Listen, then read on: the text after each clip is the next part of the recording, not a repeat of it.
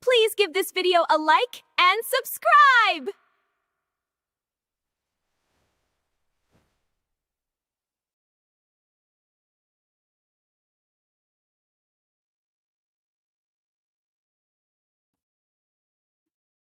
Good morning, good afternoon, good evening, wherever you may be, and welcome to Honey Badger Radio. My name is Brian. I'm here with Allison, and this is Maintaining Frame.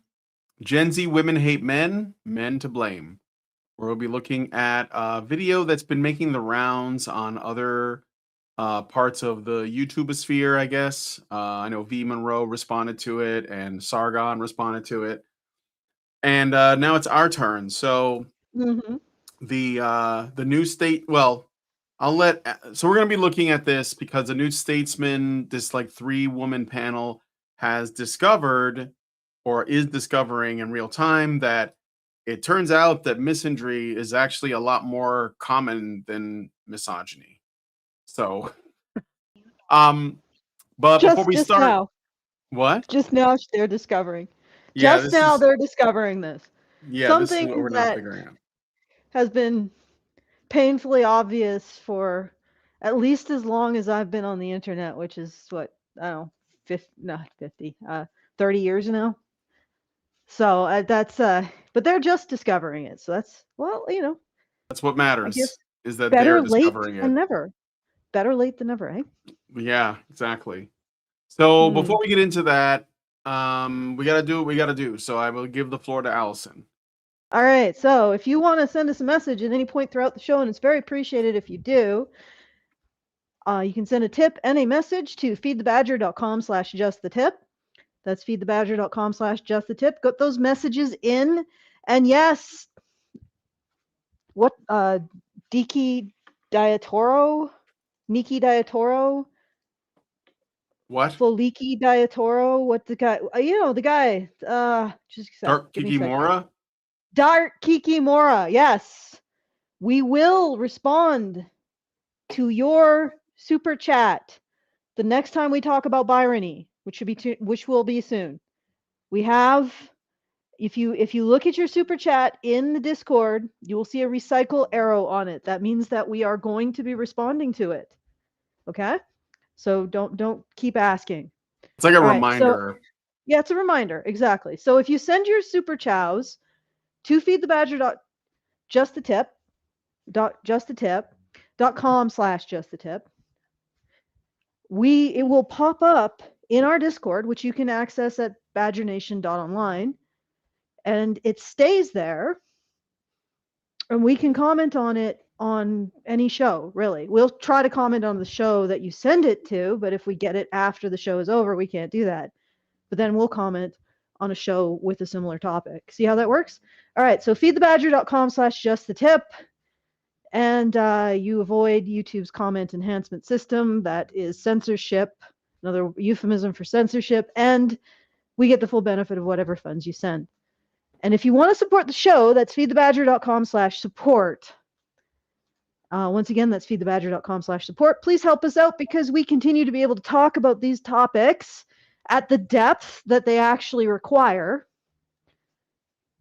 And I think that's going to be really critical when people want to start repairing the damage that's been created by the particular ideological belief system that we have pursued to, well, what's starting to look like the death of our civilization. So anyway, if you want to support us, feedthebadger.com/support. Anyway, I'll hand it back to you, Brian. Okay, so before we get into this, let's look at a super chow that we got just before the show started. So I'm assuming it's for us. So I Hate the Antichrist gives us $5 and says, the Antichrist begins to consolidate its power. Mankind awaits a revolution. The seed of Eden has begun to rot. You do not have much time, son of man. Thank you to I Hate the Antichrist for the 5. I'm going to assume that this is related to this stream because of the timing. So, all right. So with that out of the way, let's get into the video. So this is from the New Statesman, and the New Statesman is a progressive outlet, let's say, pretty far left, it's very feminist and woke and all that. But it also presents itself as sort of like highly academic. Can you hear me? Yeah, I can hear you. Oh, okay. Then, oh, sit. Wait, what? Wait, what? Okay, all right, good. Sorry, I was testing my microphone. Apologies, guys. I know that was a little bit weird. Oh, I think there might be like an insane amount of lag. Are you really? Oh goodness. you No, sure? it's not now. It's just that it took you a long time to react to what I said. Oh, okay. All right. Well, I think we got it sorted now. So, Okay. okay, let's do it. All right. So anyway, so yeah, so the New Statesman is kind of a really progressive outlet. They also present themselves as sort of like, sort of like hard intellectual content. So you'll note that from the tone of this talk, it's very like NPR is what I think of. And you have three women on the panel. There is the host of the show who is going to show up in a second. I'm sorry, I don't have their names handy. I don't think they're that important. There is the woman presenting the results of a study they're going to be discussing. And then there's going to be a young Gen Z woman who's going to give her anecdotal experience in this. And well, let's just get into it. I got the time codes here, so let's go ahead and start. Scarlett, you conducted the exclusive polling for this piece, and there are some really fascinating results. One of the starkest findings was how negatively young women feel towards men compared with the other way around. Can you unpack some of the stats for us, please? Fascinating. It appears that young women really hate young men a lot more than young men hate young women. We have the genders divided, but the numbers are fascinating. So this is the host of the show, okay? Yeah, I think out of everything we found, this is what jumped out the most to me. I think we're very used to hearing about young men's negative views of young women's and sort of misogyny amongst young men. But this really struck me because we found that 72% of young men have a favourable view of young women, 7%, so not very many really, have an unfavourable view of young women. When it comes, Oh, I'm sorry. Let me put my headphones on. For some reason, my microphone's picking up the audio from this. So, you want to say anything about that so far? Yeah, well, we intended to create an unfavorable view. I mean, the problem is with everybody who's talking about this, is you can really divide them into two categories. People who recognize that if you tell young women that heterosexuality is the source of female oppression and their relationships with young men are essentially going to be extractive, exploitative, and abusive on the part of young men, that might create anger and resentment and hatred towards young men on the part of young women. But the problem is that the one side of the argument refuses to recognize that saying that men oppress women is false. Okay? Like it's wrong. And until you recognize that that's wrong, that is a wrong framing, and I don't mean just morally wrong, I mean it's literally factually wrong on every conceivable level. It is a complete and utter lie about human nature. Men do not oppress women. They do not. They do not with green eggs. They do not with ham. They just do not oppress women. Full stop. And never have. And until you get through, like you cross the Rubicon and you get to the other side and you stand with us on the other side of the chasm with the other people who have understood this on a fundamental level and don't make it part of their worldview, you're not going to get anywhere with women's hatred of men because it's logical, it's rational. In a world, if we accept that men oppress women, that men use rape and domestic violence to uphold patriarchy, which is a system of men extracting from women, then women's, antipathy towards men makes perfect sense. Right? It just, you can't expect them not to feel that. So if you want to believe that men oppress women, fine. I mean, I have lots of issues with that, but for the sake of argument, if that's what you want to believe and that's what you want to teach young women, then what you will end up with is hatred towards young men. Now you can actually look at the science, the non-science, the nonsense around this whole thing and come to the logical and correct conclusion that men do not oppress women and never have. And then we can move forward from there, or you can continue to operate in the ideologically comfortable, institutionally approved framework and continue to reap the benefits of destroying the relationship between men and women. And by benefits, I mean not benefits, non-benefits, the opposite of benefits. Penalties? You will continue. Penalties, yes, the penalties.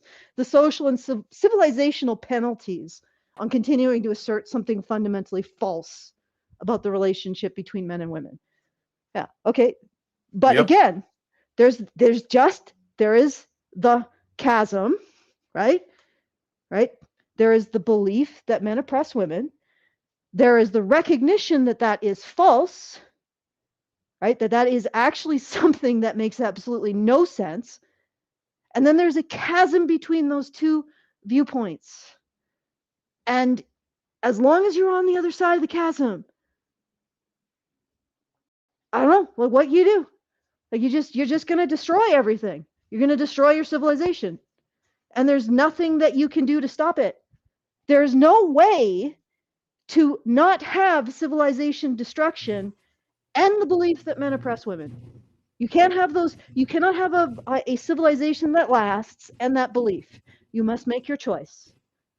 Godspeed. Yep. And so despite all of that, despite all of the antipathy and the insults and the fear-mongering and all of this other stuff surrounding men, they still favor women. 70% of men still favor women or like view women favorably. It doesn't, Yeah. they somehow manage to not let that get to them for the most part. Yeah. Yeah. I could tell so you let's hear why. the other side. I Well, can I tell you know, why. I know. Okay, I won't tell you why then. Let's hear All the right, other let's side. get into the other side of this. Comes to women under 30, though, only 50% have a favourable view. The unfavourable view of men goes up to 21%. And then under 25 women, it's just 35% of young women. So we're looking at like something like a fifth of women view men unfavorably. A fifth of them. And that's like, you know, in the broad, and then like when you like focus down to like the under 25 women, it's even higher. It's 35%. 35% of women under 25 have an unfavorable view of men. And it is likely something completely not rational that they've just been like, it's instilled in them or something. But that's how high, that's a crazy number, just saying. Wait. Are you sure? Because that's the exact inverse. Because if about 72% of men she's saying, have I think that because there's also like neutral, and then it's not just favorable or unfavorable. There's also like neutral ground as well. So men are generally neutral to favorable. I think when it comes to unfavorable men, I think it was like she said it was 7% of men view women unfavorably, which is really still really high. But it's not 20%. It's not 35%. It's 7%. So, you see what I'm saying? Yes, I got you. I got you. Okay. And I'm sure that unfavorably means probably extremely anti that Yeah, like really unfavorable. That's what I'm saying. Like it's not indifference. It's not even like, I think that, because again, I'd have to look at the Mild study. I don't annoyance. have it in front of me, but yeah, she said earlier that 70% of men view women favorably, 7% view them unfavorably. So that means that there's a chunk in the middle that's, you know, maybe indifferent. I don't know if it's like 3 different positions or if there's more, and she's sort of like throwing, who knows, right? But anyway, let's keep going. who have a favorable view of men. And if you go into very favorable, we actually use positive rather than favorable, but if you say very positive, it's just 11% of under 25 women. So we are looking at an environment where young women feel a lot more negatively towards young men than the other way around. It's really interesting because I think if you sort of, as a casual observer of some of the discourse about sort of gender politics and particularly the manosphere, you'd assume that this sort of rift between young women and young men was driven by young men's opinions and behaviour towards women. Perhaps it is. We'll get more into the reasons behind some of these figures. But Okay, so she's trying to steer the conversation, right? You see that? The woman is saying, it looks like women really don't like men. And this woman's like, well, that's weird because if you look at the discourse, it looks like the opposite, with the manosphere and all of that. Allison, are you not saying anything or? Uh-oh. Yes, I was muted. Oh, okay. I was fighting with my mute button. I apologize. Oh, wait, I'm still fighting with my mute button. No, I hear had you. Double muted. Oh, really? You heard me even before that? I hear you now. Okay, all right. Okay, so what I was going to say is that to be charitable, she might just be saying from the common position.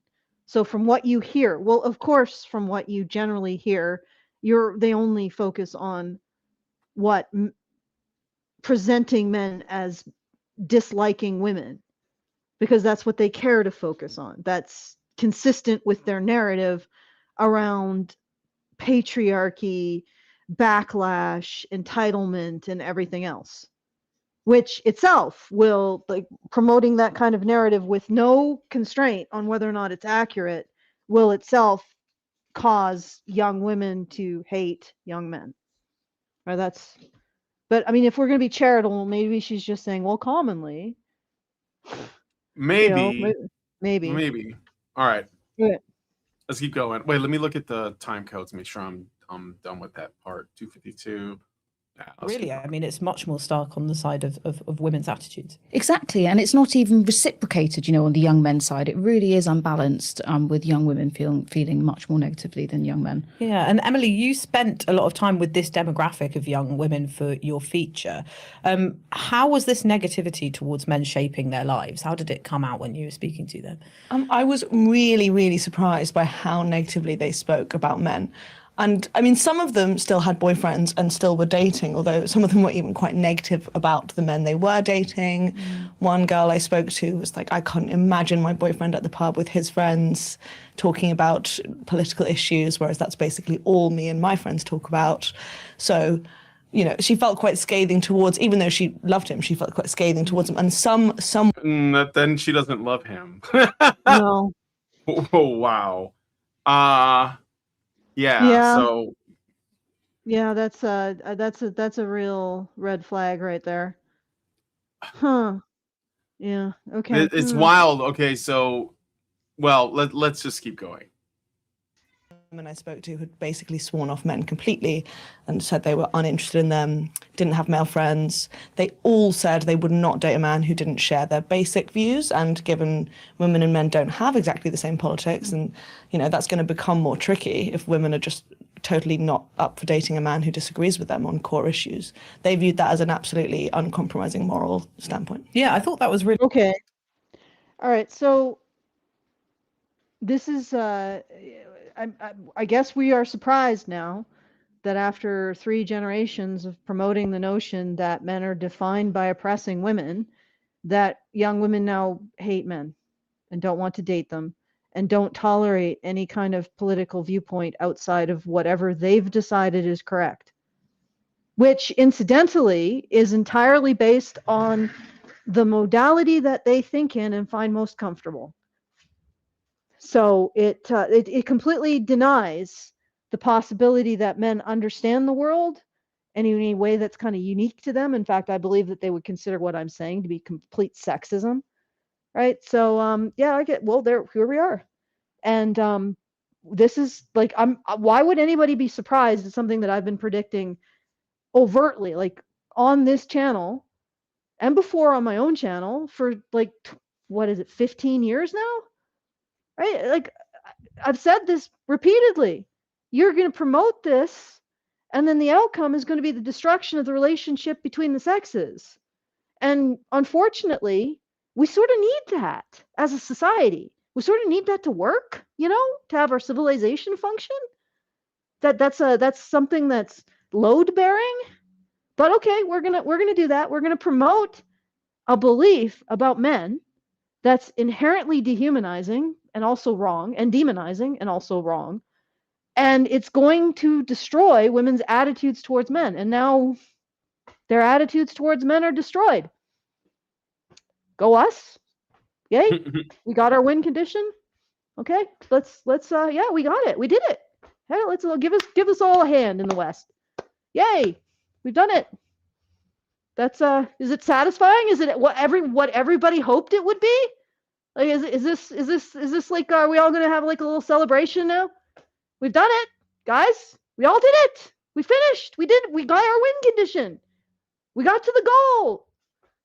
Like it's we're here. I guess the treasure was the misandry we made all along the way, or some shit. Or what is it? The Maybe the true misandry was the friends we made along the way. Or something, yeah. Or something like that. The real patriarchy was the friends we made along the way. I mean, isn't everybody like, we did it, guys. This is what our society set out to do, and we've done it. Yay, go us. Mm-hmm. Doesn't feel very satisfying, but I guess whoever pursued it, I guess. Well, I think this is a case of, I think these people are realizing, no, they're not realizing what I'm about to say, but they are brushing up against it. They're brushing up against the idea, I think, that they have radicalized women against men. And they've done it by essentially making politics, or specifically their version of politics, their lens of seeing the world through the political whatever. They've made that everything young women are. Like, they basically made that everything young women have to care about. And every single one of these political issues that they're bringing forward are existential threats to women's existence. And that's why you're getting young women who are so afraid and so negative about the future, which they're going to get into, because of all of the stuff that these people have told them about reality. I mean, including and especially men in their lives, and how bad everything is, which is why so like on the right, you have like the young, I think she's a college student or something, and she does studies on her college campus. And she was saying that these women I know are so negative about men that some of them are even negative. They say bad things. They badmouth their boyfriends. And they'll say things like, well, these are the issues that I care about. And we talk about politics all the time, whatever. And it's always, it's always the leftist, like, purse puppy politics. And if, like, a man, I don't believe that men are going to care about these things as much as I do. So I'm going to have to exclude them from my life if they don't line up with me, because if any of these issues are not resolved, even if they're like happening half a world away, which is some of these things that these women are really caught up in, that somehow it's a threat. It's an existential threat to my existence. So it's like these women are captured. They're held prisoner by these sort of like ideas that are, if you understand that the world is the world and that there are things that will always be out of your control, then, you won't be bothered by this. So you just be like, okay, well, I'll do what I can in my small way. But these women are consumed with this stuff. And it probably because it's bombarding them at school, it's in their friend groups, it's on the internet, it's constant. And I think that it's made them crazy. I think that's what's happened to most young women, is that they are basically operating in arenas they probably were not supposed to, and it's making them insane. Yeah, I can give you the interpretation based on the modalities analysis. This is they're operating in a social modality, so it is an existential crisis, because if they don't correctly signal their virtue, they could be removed from the social web. And for women, that means death, because that means they can't get the resources they need from their communal group. to survive. So that's what they're looking, that's the way that they're looking at everything is, and they need to have a boyfriend who is compatible with the social webs, virtue signaling, or they risk being excised from the social web. That's what's happening. That's where they're coming from. That is the existential horror that they're experiencing. And to really understand this and why this is creating such a friction, the relational web, when it has these kind of virtue signaling things that it engages in, has absolutely no interest in doing anything to change the problems it's identified. So these women can virtue signal over all of these problems while doing absolutely nothing to make them better. And any man who enters that kind of a landscape, and they don't understand this. They don't understand this because they do not understand, like these women, and this is another thing I want to point out. Not these women on the panel, although I think that they're a little bit, if they haven't noticed this by now, they're not paying attention. So they're probably relational web thinkers too. But most women in our society are completely artificial. Like it's the way that they approach the world is an artificial construct. And it's a construct of comfort and ease and technological progress to the point where women don't have to engage with actual questions of survival at any point throughout their life.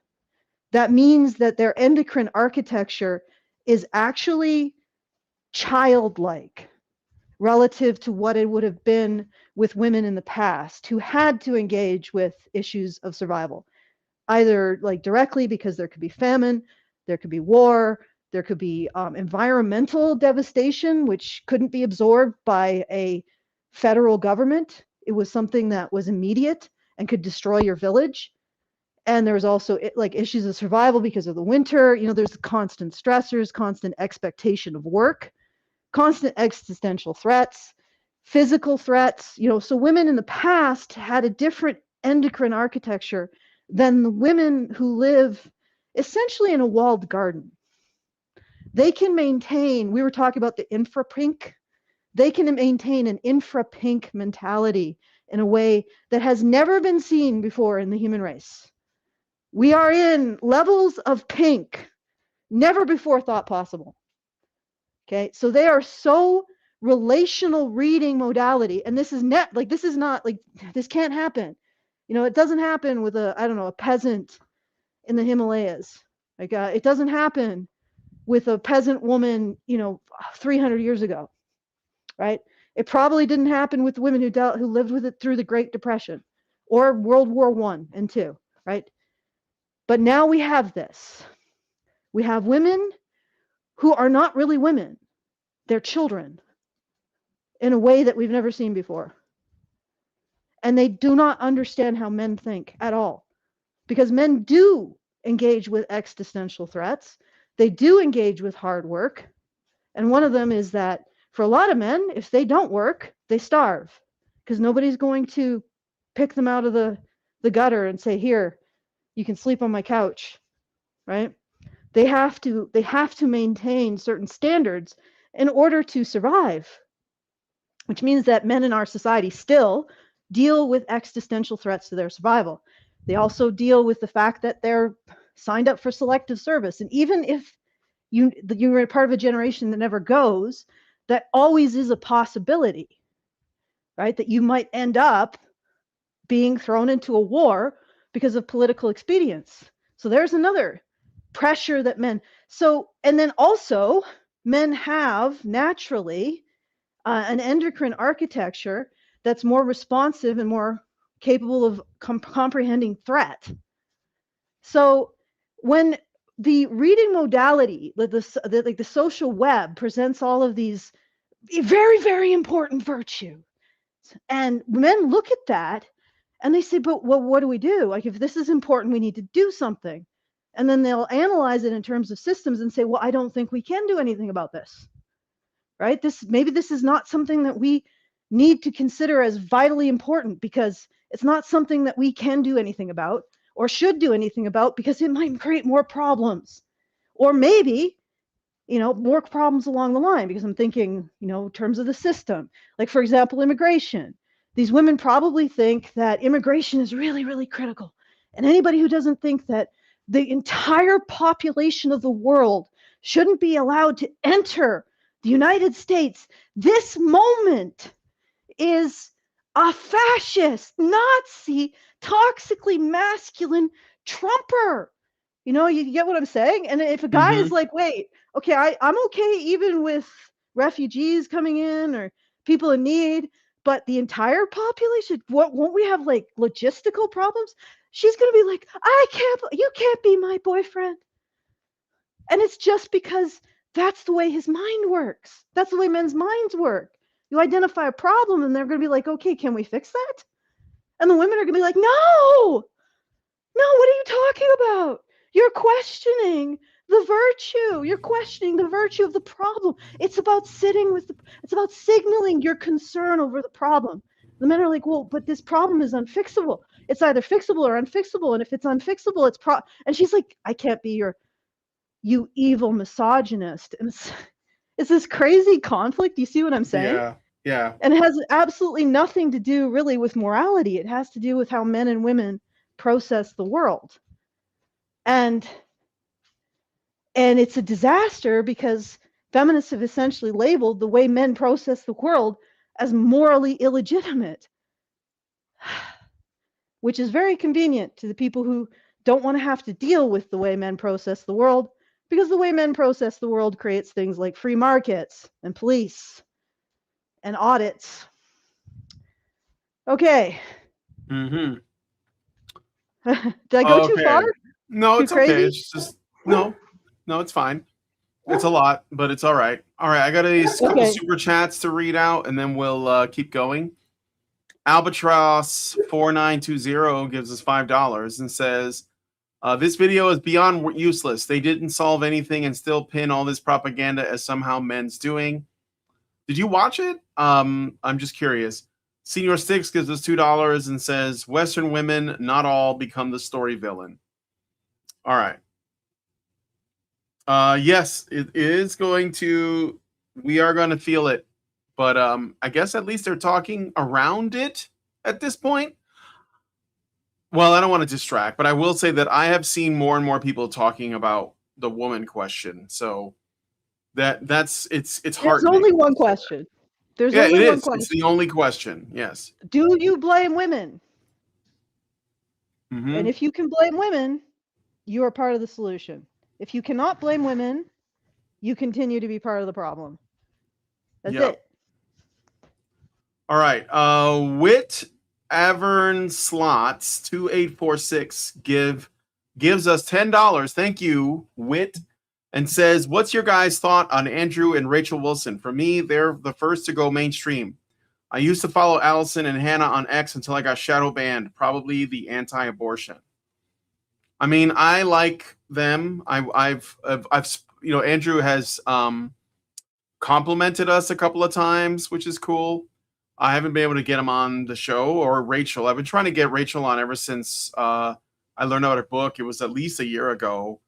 And but I think that they've kind of gotten probably too big to come on our show. But like, I don't have a problem with it. As far as I'm concerned, the more people involved in the conversation, the better. So Yep. I think it's good. I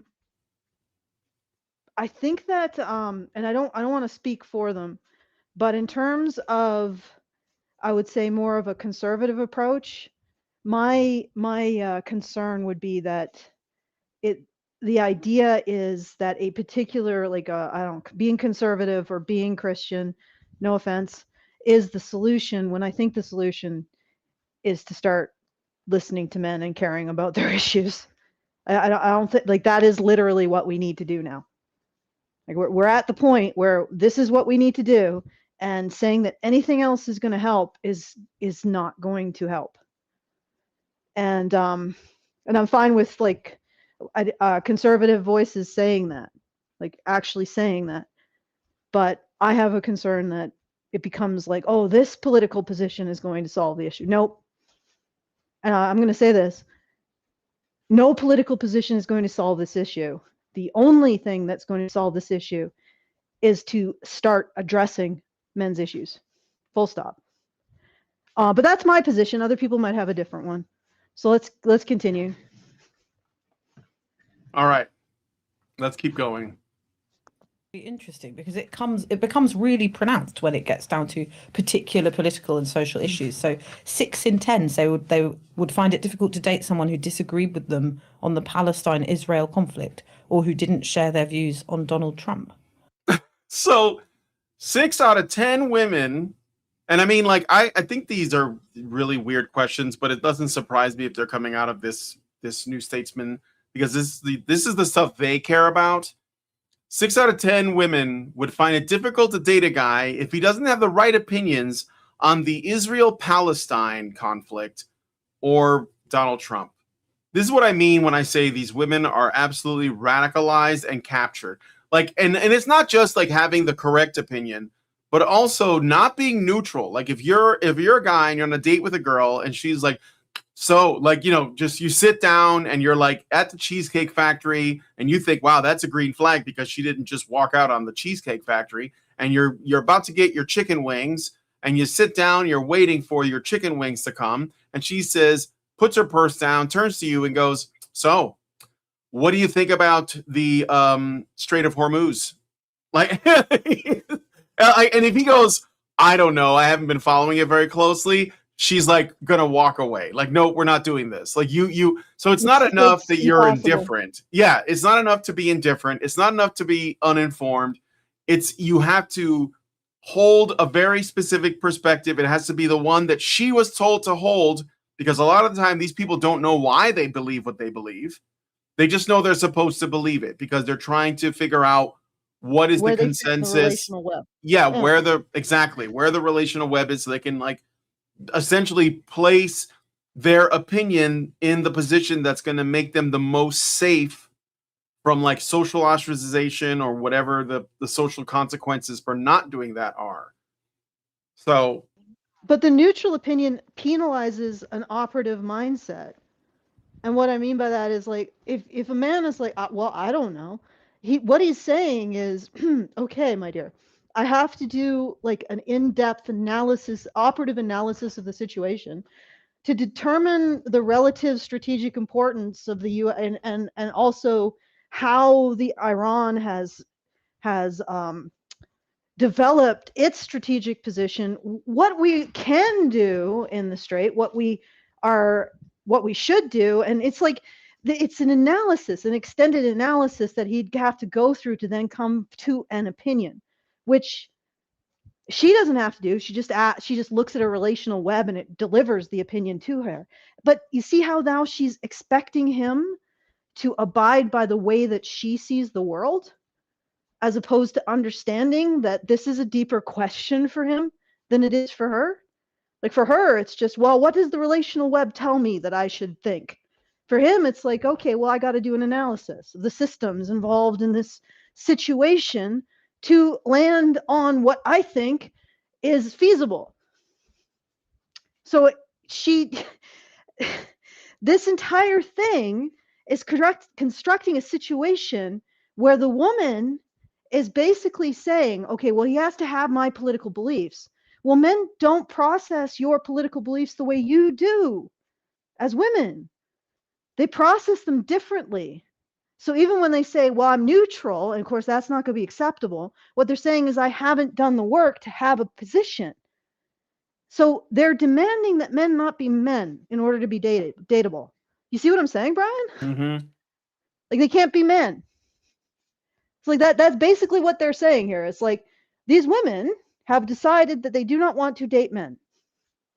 Okay, well, that's then, well, what do you do with that? And again, perfectly understandable output of deciding to inform women that men oppress women. Like that eventually women will be so intolerant of the very, like, the things that men do, that they can't date them at all.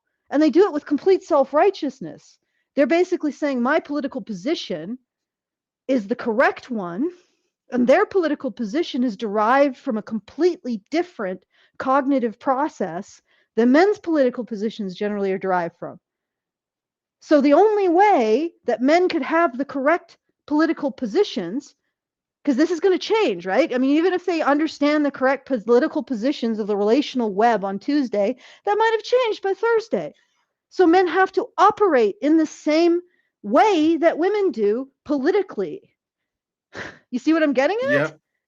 In order to keep track of all this, they literally have to be women. So these women are basically saying, no, I just want to, I don't want to date men. Okay. Well, okay, date other women. Here's your punch card to the women's shelter. Well, wait, they don't really accept lesbians. Your punch card to the ER for, 4 broken arms and you get a free nose reconstruction. There you go. Yeah. Go enjoy your lesbian relationship. Okay. All right. And Emily, did you get a sense of why? I mean, you spoke to some influencers actually, and we often talk about these influencers in the manosphere who are leading boys astray. But in a way, there's something sort of reflecting what's going on the male side of things going on for women. Had they been sort of Like that throwaway, leading boys astray. Astray from what? Like this fucking femtopia you guys are trying to create that literally excludes them? Like, why don't you ask yourself why men are seeking the manosphere instead of saying, well, these manosphere guys are just like an obstacle. We need to do something about them. Oh, wow. Look at how much women hate men right now. That's weird. Anyway, let's get back to this manosphere thing that we have to stop. Okay, anyway. influenced by things that they were seeing online? Yes, I think men and women are looking at very, very different internets now, young men and young women. Like the women I spoke to said they were worried about what the men were looking at online. They're worried about, Andrew Tates and people like that. Yeah. Whereas I spoke to an influencer who would post very, very left-wing content, very sort of anti-imperialist, very pro-Palestine, very anti the government, anti-Starmer, anti-Trump, but also there is mixed in content about, and with her and people like her, about toxic masculinity, about manufactured male victimhood, things like that. It all kind of blurs into a larger online space where... Manufactured male victimhood? I don't want to know. All right, should I jump ahead to the next time code? I would Or do not. you want to say? Manufactured male victim. Oh, good Lord. What are these? Like, these women are going to be having this conversation as the world burns down around them. Oh, what's that flickering? The lights are going out. Well, how did that happen? Why can't we get fresh water anymore? Why does it cost $1 million to get a roll? Like, what is all? Well, let's get back to the discussion. Jesus, like it's I don't know. I think we're past the event horizon on this issue, and what it is now is we got to just record the problems and hope that we can build something from what happened. We're at sort of the Red Sea situation at this point, but this doesn't help. Like this kind of complete lack of, and yeah, they get a lot more attention, but they aren't even positioned to really understand what's going on or connect it to anything. But yeah, you're right, Brian. They are noticing. I guess that's good. They're starting to notice more and more, but they've been noticing more and more for decades now. But anyway, let's keep going. All right. Well, yeah, I'll do a little bit more of this. that has a significant antipathy towards men alongside progressive politics. Yeah, I found it interesting, actually. That's something that I've come across on my own feed, Oh, for the love of God. That progressive politics have, it's so fascinating. It's so intriguing that progressive politics. I know. They're stroking their chins like, wow, fascinating. They're like, come from like Vulcans. Progressive politics have this strain of misandry. That how peculiar. Like, meanwhile, for the last how many decades have they been really explicit that the problem is men? What, you telling me that the group of people that have identified the problem in the location of men, the existence of men, are they are anti-male? What a shock! Like, this is are these women who are just woken up from, like, were they in like some Futurama time capsule? Just missed the last 40 years of an entire movement situating the problem with everything in the world in men? Of course, they try to fig leaf by saying, oh, it's patriarchy. But somehow the patriarchy fairy visits every little baby boy the instant he's born and blesses him with the evil of toxic masculinity somehow, which can only be purged by a feminist exorcism, right? But they're not blaming all men. It just happens to be it's always men.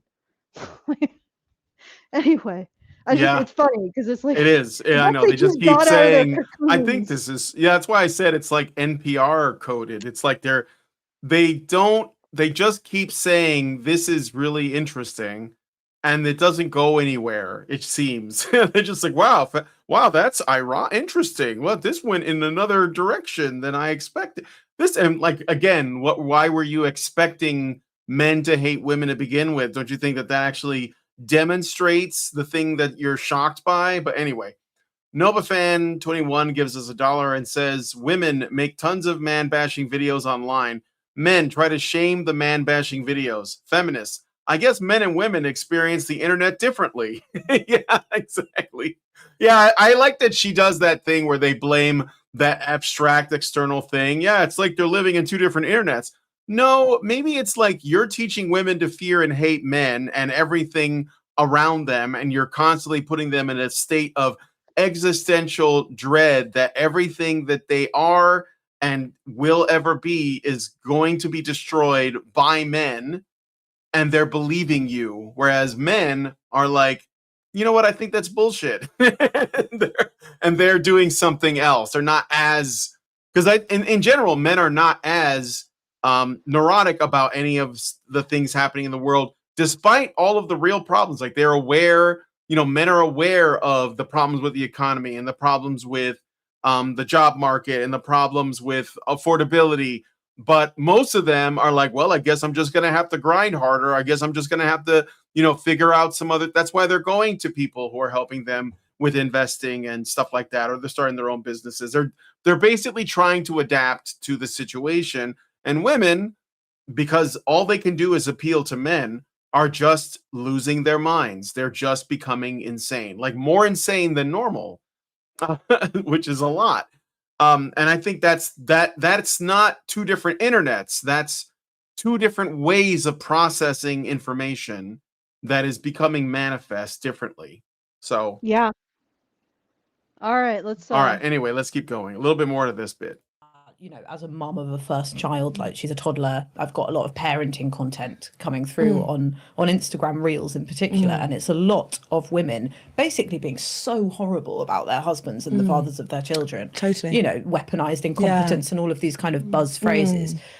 And I come off it, and I don't recognize that in my own partner or many people that I know, but I do get a sense that there is a lot of frustration and hatred for the opposite sex out there. She had a problem saying hate. Did you catch that? Yes. She wanted to say it, and then she was like, well, maybe that's not what it is. It's hate. But then she did eventually get back to it and say it. Yeah. Yeah, she wanted to soften it with frustration. No, it's hatred. And honestly, these women, these Instagram mommies, don't deserve their partners. Like, at the point, if you are going on Instagram to complain about emotional labor or learn helplessness, yeah, right? You don't, like, basically what you've said is your social web signaling is more important than your relationship with your husband. That speaks to a deficit in your ability to bond. I'm just gonna be like completely, I'm gonna lay it right out. It speaks to a deficit in these women, that they're putting social web signaling ahead of their relationship. They're putting getting social points in their web ahead of their relationship. That is a deficit in their bonding. And it's too bad that men don't actually come together and complain, right? And actually identify this stuff. And if they found it on their wife's computer, just be like, you are a problem. You have a problem. You are a problem. You have a problem. And men can't do that. They have no basis to do that. And yet they should be able to, because what their women have done is betray them in a public way. And it's disgusting. Yep. And it's beyond hatred. I look at women today, and they don't deserve men. Like, many of them, their behavior is appalling. Like, you may have a problem with your husband, right? First of all, I'll be honest. These women, their problems are bullshit, almost entirely. You may have a problem, but you don't throw it into the public as fodder for your relational web. That's disgusting behavior. That's betrayal behavior.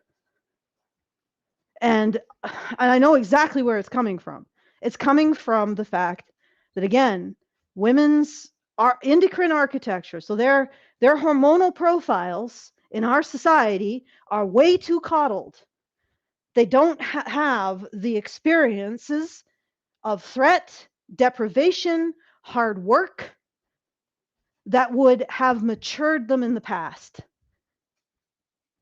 And like they say, oh, strong men create strong times create weak men. No, what happens is strong men create good times. Good times create infrapink, and infrapink destroys everything. And we are living in a time of infrapink. Women are, okay, I'm going to say this. It's going to sound really weird. Women are way too feminine. Feminism is femininity taken to an extreme where it can't even recognize its own actions or its own thoughts as its own responsibility. And then women themselves are so oxytocin dominant that they are incapable of pair bonds. Like, pair bonds require specificity. They require a certain amount of activated vasopressin, or at least oxytocin that's acting like vasopressin, which itself requires a environment of threat, which doesn't exist for women. They're too coddled. So they're not even capable of proper pair bonding. So they live in these vapid oxytocin webs where everything is about the relationship. And I figured out what being seen is. I have a theory now on what the relational modality's obsession with being seen is about. And it doesn't bode well for their eventual happiness. In order to be seen, you actually need a man, because only a man can provide it. Other women are not going to provide that for you, ladies. So you can spend all the time you want in your relational webs trying to extract being seen from other women who are trying to extract being seen from you, but you're not going to get anywhere. You're just going to increase your misery. And incidentally, all of that stuff about men being lonely and men being having a crisis? You know that when you drill down into the statistics around happiness, women are worse than men, off than men. Did you know that? No. Like, they're and I don't mean that as in, oh, let's feel bad for the poor women. They've done this to themselves. 100%, they've done this to themselves. When you actually look at, like, if you ask women generic questions like, are you fulfilled? Are you happy? They'll say yes.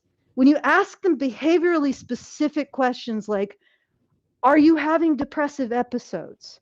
Do you do X, Y, and Z behavior associated with negative mental health outcomes? They are saying yes significantly more than men. They are if you just look at the behavioral, like if you ask behavioral level, which is about as objective as you can get on these surveys, women are absolutely miserable and men are doing significantly better. Did you like this is if you drill down on it, that's what you see. Sure. And I think one of the reasons why is men know what's wrong. Right? You know, Mhm. pair bonding is screwed. The men on that panel looked at the women, like the dating panel. You got 4 men who are ready. You know, they're in their pair bonding era. And you got 4 women who are in their atavistic, like regressing to baboon era, I guess. Their baboon era. And it's like the men know, like they can see shit. Well, odds are not good. And they know what's missing. Women don't. They're just sitting in their relational lagoon in each other's shit and piss and being like, "What? I want you to see me." And then the other woman's like, "I want you to see me. Why can't you see me?" It's like, well, because none of you are going to give each other what you want. And the reason why you're trying to get it from women is because you're afraid of men. Because you believe in a stupid statement, a stupid ideology that's convinced you that men oppress women. So you're sitting there trying to get from women something you can only get from men, and it's making you more and more and more miserable. And on top of that, you can't even identify why. Men are there. They're like, yeah, I know why. Women are unbondable now. I can't have a partner. That's a certain amount of misery, but at least you know. And you can start to compensate for it. Women don't even know that. They're not even at the point of knowing what's wrong. All they know is that they can't get their girlfriends to see them, and they're really miserable. Well, continue to fuck with yourselves, ladies. Okay. All right. Let me see here. Yeah, this is the next time code. A lot of it, just Okay. as you see these skits drive to enrage men, there is the same version for women as well. Yeah. And what is making women feel so disaffected, Scarlett, who you've studied in this polling? I mean, you find that they're very, very pessimistic about their own economic outlook. Yeah. They're hugely pessimistic about their own economic outlook. They don't think the economy is working for them, which I think is partly then why they have a more favourable view of communism than capitalism, why they think the economy is stacked against them in a way that the young men feel less strongly. And what I find about that is I think it's really interesting because I think it's very clear to me that the economy is not working for young people generally. You know, if you look at the youth unemployment rate, if you look at student loans, it's very hard to make your way as a young person, I think, at the moment in this country. But I think what's interesting is that young women feel so much more pessimistically about it than young men, even though actually they're all in a bad situation, but women are in a better position than men overall. So, you know, female youth employment. So I'm just pausing there for the banana just in case. So women are more pessimistic about the state of the economy. They're voting for socialists. They're voting far left because they think that's going to take care of them. Men, despite the fact that they also are dealing with these issues, are not as pessimistic, like I was saying before. And on top of that, she says that women are in a better position than men are, which is true. Like, they're getting a better education nonetheless and all that. But also, and I don't think she's going to say this, she might say it. I'll have to check and see. Also, ultimately, men are going into the economy under the assumption that they're going to have to use their resources to invest in a wife and family, whereas women are just having the resources for themselves. I'm not saying that's the way it should be. That's the way it is. That's the way that women see it. So when they say, I'm not making any money, it's not, I am not making money so that I can start a family with a man. It's, I'm not making money for myself. But men are thinking, I need to make money so that I can start a family and buy a house and take care of my kids. So it's not even the same mindset, which means men are under more pressure to get more, but they're less pessimistic than women. Okay, so You want to know why? Go ahead. Because women, well, first of all, architecture, but also women are taught learned helplessness. right? And of course, women don't really want to. I think in a lot of cases, they don't want to take care of themselves the rest of their lives. That's not something they particularly want, and yet that is the world that they've now inherited because that's what we decided to do. We decided to discriminate against men in the job market and in education, and we did. And now men are discriminated against, and they aren't doing as well as women. That actually doesn't mean that women are doing better objectively, as in doing a better job, which I don't think they are. I know we watched a video a while back where oh yeah, it was Pearl versus Anna Kasparian. And Anna Kasparian was like, well, women, they've taken over and it's fine. And I'm like, no, it's not fine. No. First of all, women have not taken over the jobs that matter. Like if you actually looked at our society and said, okay, what does society bare bones need to perpetuate itself? It is 99% male. I'm flat out. And nurses probably could be taken over by men too. I'll be honest. Right? And a lot of nursing could probably be at home too. So for the most part, our society, well, not for the overwhelming part, the people who are keeping us alive and keeping our society running are men. 99% of them. And 100%, like not 100%, but the way that I look at that statistic is you just look at workplace deaths in the workplaces that matter. Okay? Energy, infrastructure, industry, mining, resources, all of those industries. The workplace deaths in those industries are over like 98% male. So those industries need men. They do not need women. And that also includes all of the emergency industries as well, right? Except for maybe EMT. Okay? We need men. Women have not taken over those jobs. So when I say that women are doing better, I don't mean that they're doing better job, because they're not. They're doing better in the system in which the narrative becomes something that earns money. So we decided to do this, and now it's done. Okay? All right. Let's keep going. All right. Stats are much better than male ones. Again, female earnings now for these younger generations have surpassed male earnings. So actually, yes, I think it's sort of absolutely right that they're feeling frustrated. But I still can't quite explain how much more pessimistically they feel, and that is even more pronounced actually amongst, like, it's a bit of an awful pollster term, but about ABC1 women, rather than C2DE. So sort of middle class, more affluent young women in this country are the ones that feel those negative feelings towards the economy, towards. So I'm not from England, so if you guys know what she means by those, I don't know, I think they're like stations or something. They're like different audiences. Not at all surprising, but again, I think that women just feel more negative feelings, like more prominently, I'm guessing, than men. Men are like, okay, well, this is the situation we're in. How do we get out of it? And that's what they're doing. So, all right, I'm gonna move on to the next time code unless there's something else. And let me just check. No super chats or super chows yet. And we got some early on, but not since. Get those super chows in, guys. feedthebadger.com/justthetip. Send them in. Tell me what you think. Do you guys understand what I'm talking about? Like, somebody send in a super chow and say that, yes, Allison, you haven't squirreled into a place where nobody can follow. All right. feedthebadger.com/justthetip.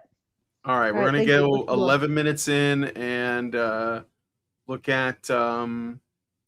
the more pessimism from women. I say 11 minutes, so I'll go like right here. With the young men in their personal lives, they feel like they will make racist jokes and sexist jokes, and they'll laugh at them. They won't stand up unless there's a very specific sexual goal. Well, Scarlett, you talked about the sort of contrast in terms of class, but actually there's quite interesting. Well, okay, wait a second. Could we address the fact that beginning of the time code, because I'm sure there's a lot to it. Do women stand up when other women engage in misandry Probably not. or sexual assault You, on you want me men? to go back and play a little Yeah, bit yeah. before I'm that? curious what that was about. Yeah, sure. Let me find it here. State of the country 11:14. Why am I not seeing any of this text? Well, whatever. I'll just go back a little bit. Social justice issues that don't involve self-promotion. That's their feeling. And they felt that extended into their personal relationships as well, didn't they? They felt that a man would call out misogyny if they fancied the woman who they were defending, but if not, they weren't really sort of saying things to their friends that, you know, you shouldn't say that. And, They're very, very frustrated with the young men in their personal lives. They feel like they will make racist jokes and sexist jokes, and they'll laugh at them. They won't stand up unless there's a very specific sexual goal. Well, Okay. Yeah, so All right. that's what it is. Do the young women stand up for them? Like, there's no reciprocation. This is ridiculous. Yeah. I wish that people would recognize that men were the ones who did most of the work to end like institutional sexism and racism insofar as they existed, and did most of the sacrificing for that. Mm-hmm. Let them have their crass jokes about the things that they actually fight against. That's the irony. Relational modality thinkers will sit around talking about how sexist and racist jokes are bad while doing absolutely nothing to change real problems in the world. They'll sit and signal. Meanwhile, operational readers, or men, sorry, I'll just use men, will actually fix things if they're a serious problem and it makes sense in the context of their ethics. And men tend to be merit-based. So systems that judge people based on how they're born, that's interesting. How in the past there were systems that judge people based on how they're born. I wonder who were the ones supporting those kinds of systems. Maybe the ones who are currently supporting systems based on judging people on what position they were born as. You know, maybe those are the people who are upholding that. The relational modality thinkers who think of everything in terms of a social web and signaling and your relationship to who your ancestors were. Maybe they're responsible for those things in the past. And it was the group of people who are more merit-based who said, hey, people shouldn't be judged by who their ancestors are, the color of their ancestors, and then said, we gotta make sure that doesn't happen. Because that's what really burns me, is that the people who probably supported the relational modality thinkers, who were probably the ones who established all the racism in the past, who said that people should be judged by how they were born, who they were born to, because that's a relational modality system of hierarchy, and still do that today, are the ones who are tisking about the operational modality thinkers, who are the ones who probably did what they could to end it and replace it with a meritocracy. Does anybody understand what I'm saying? I'm saying women are racists on a fundamental level. They support racist institutions, which is what intersectionality is. They're also sexists on a fundamental level, and they support sexism, which is what feminism is. And they continue to do these things, and they did them in the past, and it was men who challenged them. Men.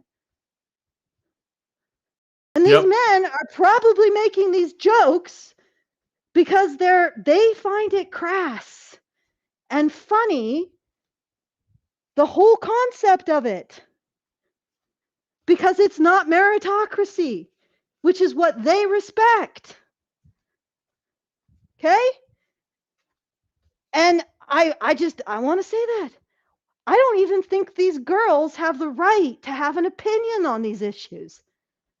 Because when 200 years ago, they would be the ones supporting the racist institutions that judge people based on how they're born. Just like right now, they're supporting the racist institutions that judge people how they're born, and they're supporting the sexist institutions who create a hierarchy of morality with men on the bottom.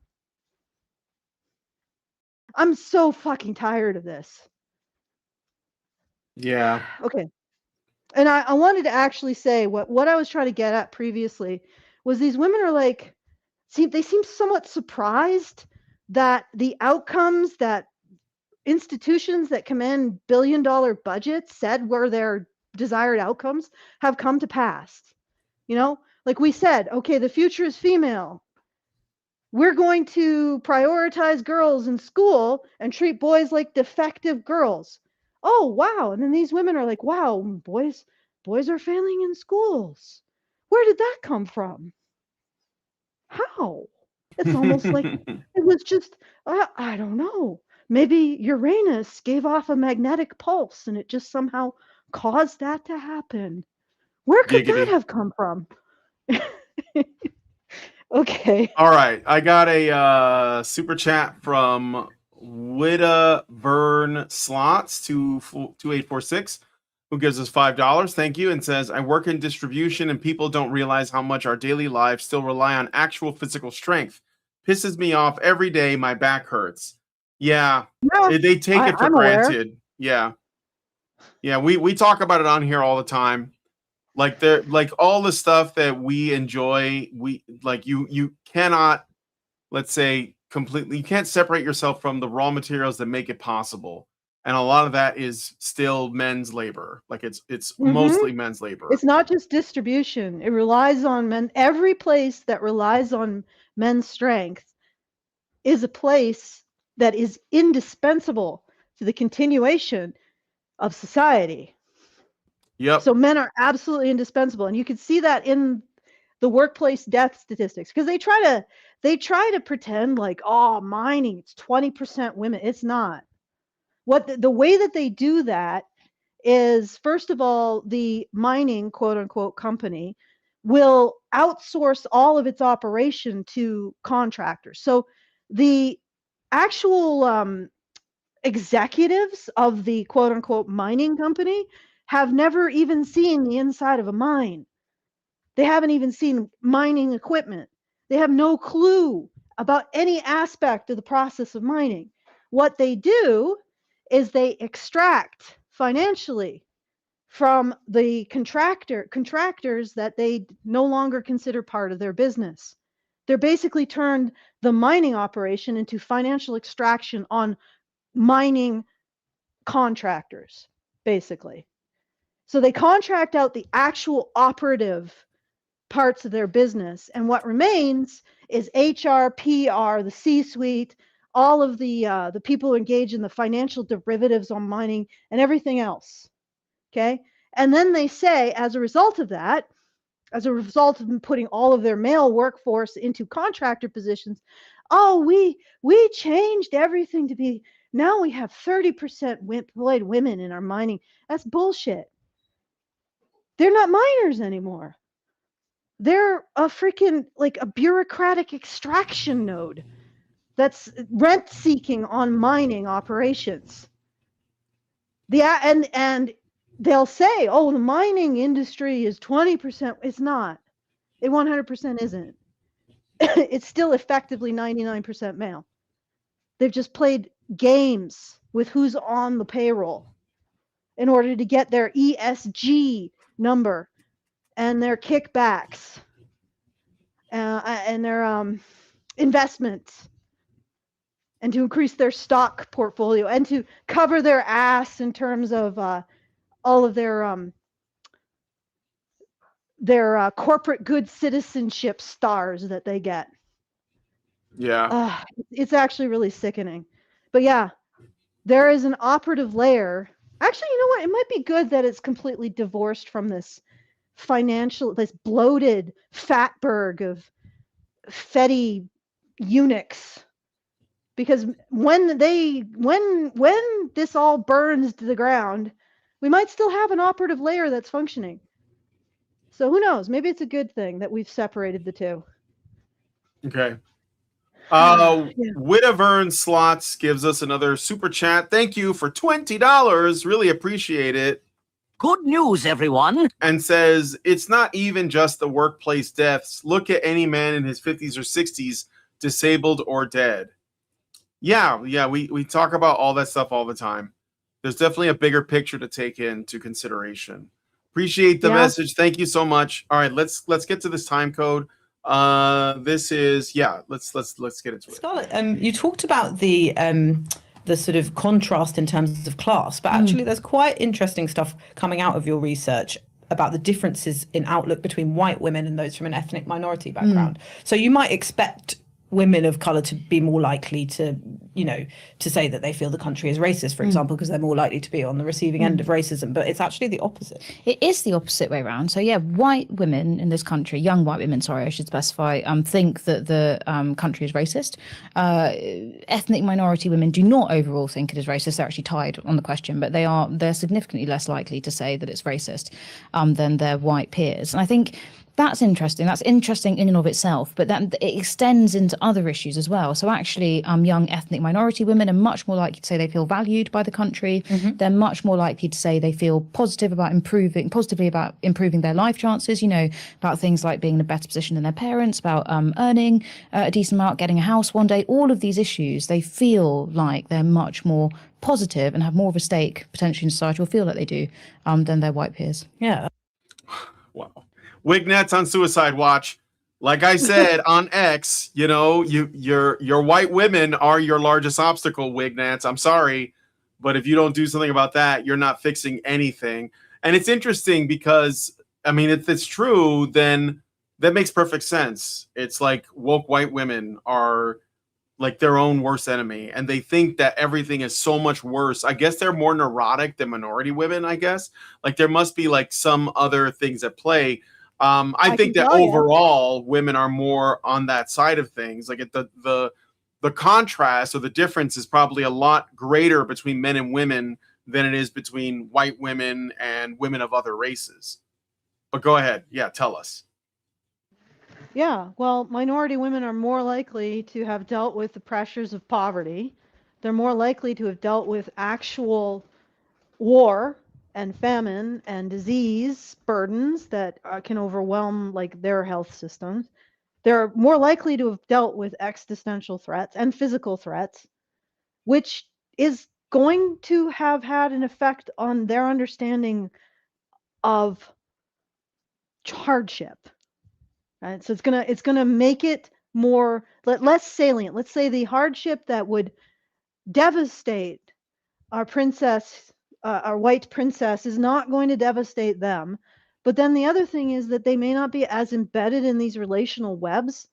So, like when I say that the women, apparently it's white women, white woke women, who are doing this signaling, they're not going to do anything about the things they're signaling about. This is like, and the fact that they are completely divorced from what the experience of the people that they're actually signaling about, right? Doesn't make any, like it makes perfect sense because it's not about minority women. It's not about the nail. It's about the signal. They couldn't give a crap. They could promote a policy that recognizes the plight of minority women, but somehow through some operational quirk that they don't care about actually kills every minority woman ever, and they would be just fine with that because they have signaled how much they care. It doesn't matter that they actually are dying. They've signaled. That's what matters. And this is why men, they walk into this and they're probably, like, a lot of these guys are probably horrified by it because they know these women have absolutely no concern about the people that they're signaling concern about. It's just about the signaling. And it never gets to the point of actually doing anything to benefit anybody but themselves through signaling. And that's sort of like when you actually comprehend that whole skit, it's not about the nail. It's not about the minorities. It's not really about the cause. This is not really about helping anybody. It's just about signaling to my relational web that I care. In fact, if all of these people die as a result of me signaling, doesn't matter. The fact is I signaled. That's what matters. And it's so solipsistic, so self-involved, that I think that men who are able to really comprehend this probably are disgusted by it. Mm-hmm. Because it's extractive. Like these white woke women are extracting social benefit and social resources, and for them embedded in their networks, this can be quite significant because many of them are extremely wealthy, and they if they signal correctly, they can be installed in NGO positions that will give them $1 million salaries. So it's very extractive, and it has absolutely nothing to do with helping anybody but themselves. And this is the problem, is that we have this view of women's hormone, the oxytocin, which is framed as women's hormone, as being this beautiful thing that creates love, and it doesn't. It creates affiliative behavior, sure, and in specifically the mother infant dyad, it creates a desire to take care of something that's completely helpless. But in general, it's also very extractive. And it's very aggressive towards outgroups, and it's vasopressin, like the male bonding hormone that creates the specificity that means, hey, maybe we should care about the people who are actually hurting, not just signaling to our relational web and presenting ourselves as somebody worthy of resources, and being in an extraction position, getting that NGO job where you get $1 million salary because you signaled so perfectly.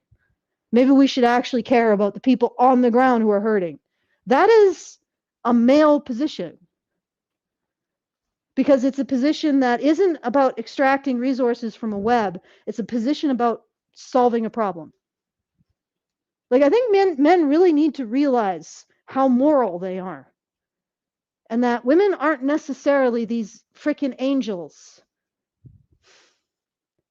and that they don't actually deserve respect as being more moral than men because they're friendlier and they're more warm and affiliative, because that can disguise a lot of extractive and vicious behavior, and also an inability to recognize that maybe you shouldn't virtue signal something that you aren't putting your skin into, that you aren't actually trying. You shouldn't virtue signal about a problem that you aren't doing anything operational on the ground to solve. Because that's a male thing. That's a male way of thinking, to have disgust towards people who do that. Okay, let us continue. All right. Yeah, like basically what I was gonna add to that is minority women have had, or basically any woman that's had contact with the perimeter, that has experienced the perimeter, the place that have like basically gotten to a place that men experience all the time, are more resilient to that existing, because they've experienced it. White women are more, or at least the white women she's talking about, the progressive urbanite white woman, is more sheltered from that. So it, like the existential threat is of her own imagining, basically, and it's made a lot worse. And that's why they think everything sucks. Okay, so that was that, and then I got one more. I think, let me just double check it here. Yeah, so I got one more time code. 2126, right about here. That they feel like their government doesn't get them, and it doesn't care about the things they care about, and young men don't care about the things they care about. You feel very sympathetic towards them because they're identifying real issues, and if they want to opt out, why not? But obviously it has very bad ramifications for British society if one group's so alienated. Yes, yeah, exactly. And it's interesting because I think you mentioned it, Scarlett, but Wait, she just made women victims of that. Let me go back a little bit so you guys can get a little bit more context. Like Britain, it's a problem for them. I mean, yeah, I mean, I don't necessarily blame them for it, because when you speak. Wait, okay, yeah, it's this woman's question, I think. If we're talking about online, Yeah. a lot of that is framed in terms of American politics and their political discussions. Yeah, it's so interesting because I think particularly on the right of politics, there's this image of sort of overeducated young women who come out of university with these kind of radical political opinions, and they're the reason why we're not getting enough babies born and that kind of thing. I mean, is there any sort of grain of truth in that, frankly? Yes, but of course they're going to present it as ridiculous. Oh, this is a silly thing. Okay, let's keep going. I mean, I do think they probably are, perhaps they are spending more time online, and that's why that's part, and that message is being reinforced. Universities are left wing. They're with a group of people who feel the same. It becomes a bubble where they think that. I mean, you do have those differences of opinion between the ones with degrees and they're in a bubble where people think like that. I mean, it's natural to look at America and be scared of it. I think America came up a lot with everyone. They were all worried about Trump. They take it as almost as much as like Britain. It's a problem for them. I mean, it kind. All right, I'm just pausing it there for the banana. Okay. I am so freaking tired of that conversation. Ugh. Look, this is what women are thinking about right now. So I am obviously not a woman. Just well, declaring that here now. Well, look, I think it's like I said, the whole thing at this point, what women are experiencing is just the next crisis. So in 2028, when Trump is gone, whoever the next one is, depending on where that goes, it will be the next crisis. Until then, there'll be other crises. It's just a constant cycle of crisis after crisis. And women are going to be at the forefront of feeling all of that unless they basically get it together and say, oh, you know what? This is all designed to drive me crazy, and I'm not going to do that. But okay. I don't necessarily blame them for it, because when you speak to them, you just feel they're quite compelling about all these issues. They describe, graduating into a world where they're watching war on the internet, that they feel like their government doesn't get them and it doesn't care about the things they care about, and young men don't care about the things they care about. You feel very sympathetic towards them because they're identifying real issues, and if they want to opt out, why not? But obviously it has very bad ramifications for British society if one group's so alienated. Yes. So women are being alienated because they don't feel like the government or men are listening to them. That's where they've landed on this. Yes. You see that, and they're not having children. That's the thing, that this is where they're landing this plane, which started off with them saying, it looks like women have a lot more antipathy or even hatred towards men than men do towards women. It looks like men still view women quite favorably. And then they made it towards the end. They're like, women are alienated, and that's why they're so upset. It's men are not giving them enough attention. The government's not doing everything they ask. They're not just granting wishes like some kind of genie. They're not doing these things. And so I'm sympathetic to women who aren't getting their wishes granted. I mean, that's what it's landing on. Do you see that? Yeah, I mean, unless they're trying to be fair and both sides. No, I don't think they are. This is like nearly the end of the video. I think this is the pivot.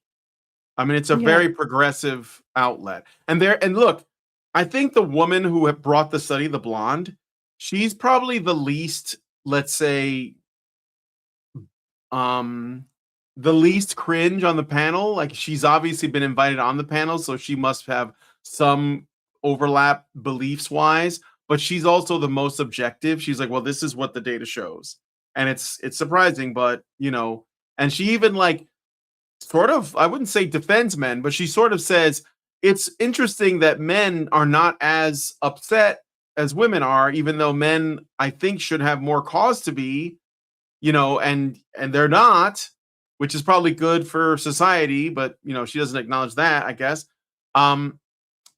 But the other women are just trying to be like, well, it's something men have done something. Like men must have done something to make this happen. But anyway, let's see. 20 yeah, it's a little bit. This is the last time code. We're just gonna get through this. Yeah, exactly. And it's interesting because I think you mentioned it, Scarlett, but the way that they feel more positively about communism and socialism than they do about capitalism. Is that right? Yeah, it's they quite a big do. shift, isn't it? That is, yeah. I mean, I was quite so. Overall, women have a sort of, we say, +2 view of capitalism, so just about in net positive. Right. But they have a much more favourable view of communism. It's on +11. So they do feel much more favourably inclined towards communism. One of the interesting divides I found, because I do think what you. It's because they think that men are going to basically do all the labor and take care of them if they do that. So they basically just like the government. Saying it depends what spin. That's why they're not pessimistic about a large government. They're Communism over capitalism. Communism is the redistributive model. Resources distributed broadly. Everyone receives, nobody earns differentially. That's the oxytocin generalist social model applied to economics. Of course, they're going to be more communist. They're women. Mm-hmm. Yep. And they're not just any women. They're women who have lived in a situation where they don't have to fight for anything. Yep. That's you put women in a situation where they have to fight the environment, they have to fight poverty, they have to fight war, they have to fight a freaking plague, they have to fight any kind of threat.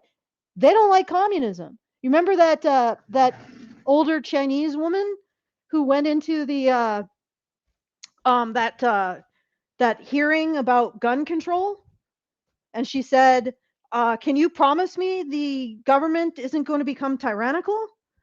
And then they were like, blah, blah, blah. And she said, well, you can't promise me you're not getting my guns. Yeah. That's a woman who went through something, who had to fight for something. And that's not these women. These women have never had to fight for anything in their life. That's why they're communists.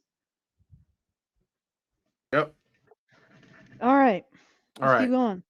To put on it, but the data does bear out that especially white, but middle class educated women do feel these things more strongly than the rest of that cohort. Women who don't have to fight. Yeah. Like literally middle class women, affluent women. Yeah, that is the group of women who don't have to fight, and they are not elite enough that they understand what's going on. Right? Because the women on top, they have kids, they have lineages.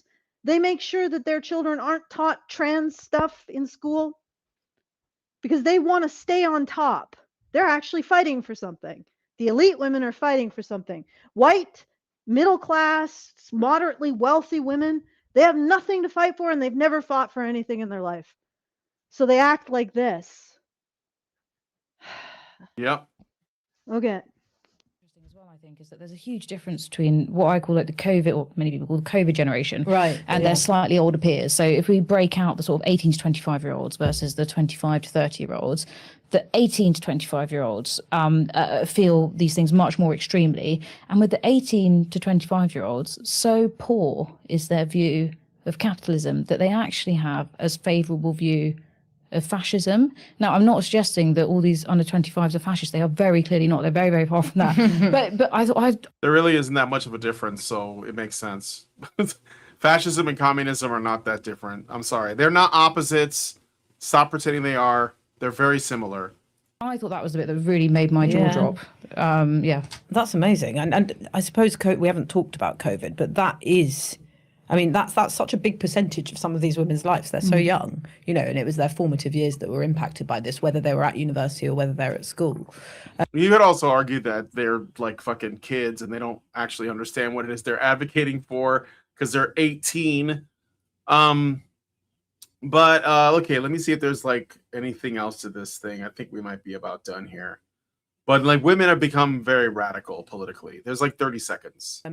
How far did you find that being something that they would sort of refer back to as the thing that kind of radicalize them sounds pejorative, but, you know, sort of led them to where they are now? I really think that is a massive factor in it. I mean, they didn't cite it so much, but you have to think, well, because I'm 28, so I'm just sort of the older, just a bit older than these people. And at school, I was part of these feminist society, and at university, these kind of protests. I was sort of in that kind of world, but I was trying to think, what's the difference between my experience of it, where everyone was talking about progressive things and fourth wave feminism and all that stuff. What's the difference between that and these people now? And it is just that this overwhelming bleakness that I don't recognize that at all from when I was at school and when I was at university. Okay. So she's saying that when she was in school, and she's not old, she's the youngest one on the panel, so she's probably like in her 20s. So this is, you know, like she's maybe in her late 20s. She said that she was into the feminist thing. And it's funny, the way that she talks about it, it sounds like it was just something fashionable, not like serious, but like, oh, I did this because I made friends doing this, you know. It was almost like a fashionable thing, like all the cool kids are feminists now. And then she's like, well, that was in those days I did that, and now I don't do that. But I noticed there's a lot of bleakness amongst the women. It's almost like I didn't warn them that this was going to be a nihilistic ideology, because it is. And now I don't know, she doesn't relate, and they're going to try and blame it on COVID. But that's basically the last time what code, you can so. actually blame it on, right? Okay.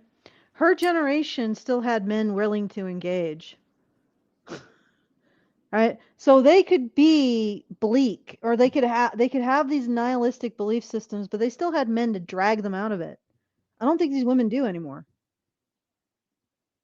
Right? Yep. I think that's the difference. Men make everything better. Put that on a mug. All right, let's go. That's it.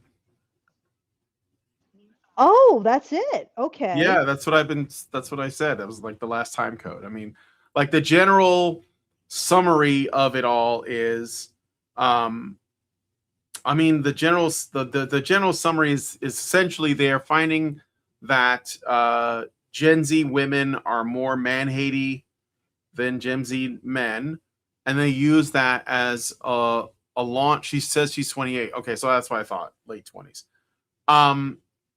They found polling that reveals a significant asymmetry in how young women and men view each other. 72% of young men hold a favorable view of young women, while only 50% of women feel similarly about men. Among women under 25, this view drops even more to 35%, with only 11% describing the view as very positive. This negativity among young women manifests strongly in their personal lives, with some women expressing skepticism or criticism even towards their boyfriends. Others have completely sworn off men or refuse to date men who disagree with them on core political or social issues.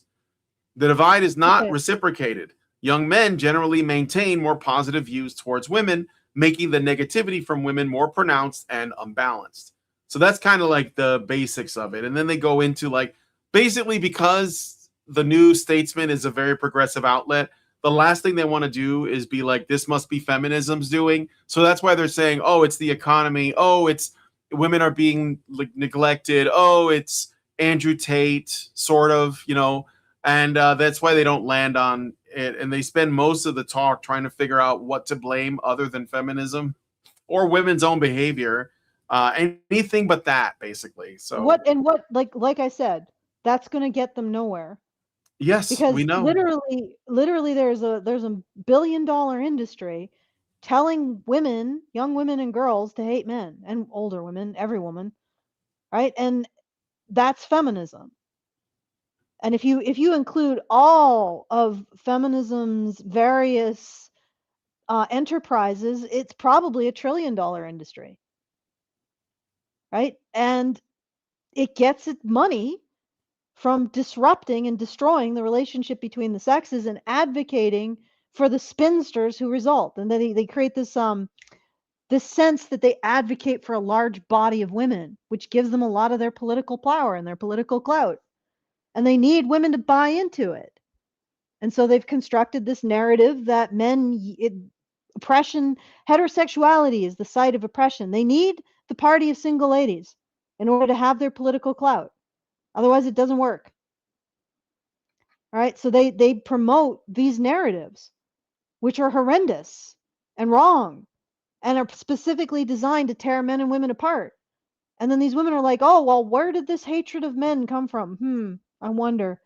And if they can't identify the source of it, how are they ever going to do anything to change it? And the answer is they aren't. They're just going to keep identifying it, and saying, oh, that's strange. Where did that come from? Oh, well, I guess, no, better put some more money into feminism, because if these girls, in fact, we probably have just heard what their solution would be. These girls aren't feeling heard. They're feeling isolated. Mm-hmm. They should be less isolated. We should have a government program. Heck, well, we should probably have a feminist initiative. Yeah. We should open up a new ministry. A ministry for women feeling isolated.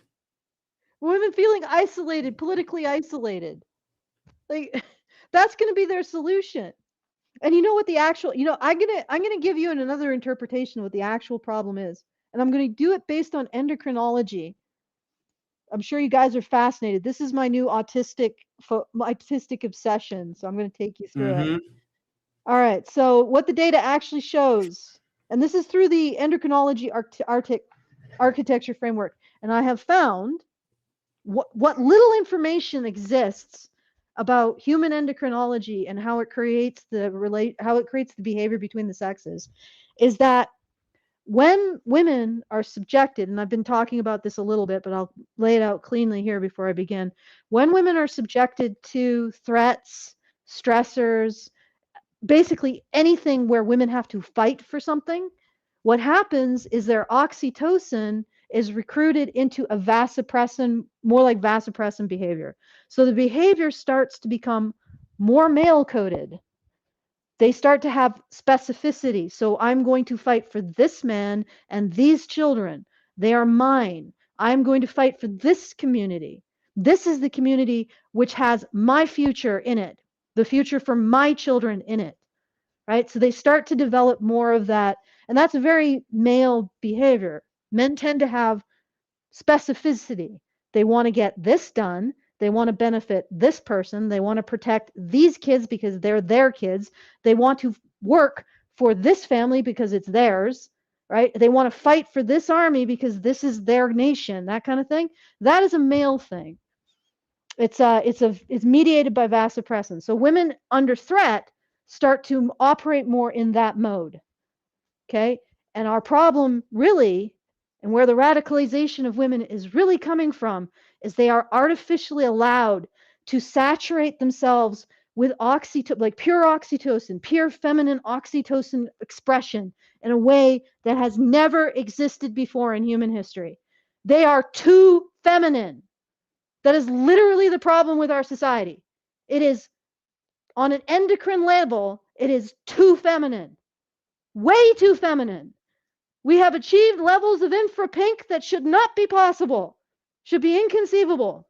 So anyway, these young women have a favorable view of communism because, of course, communism is infra pink thinking over capitalism.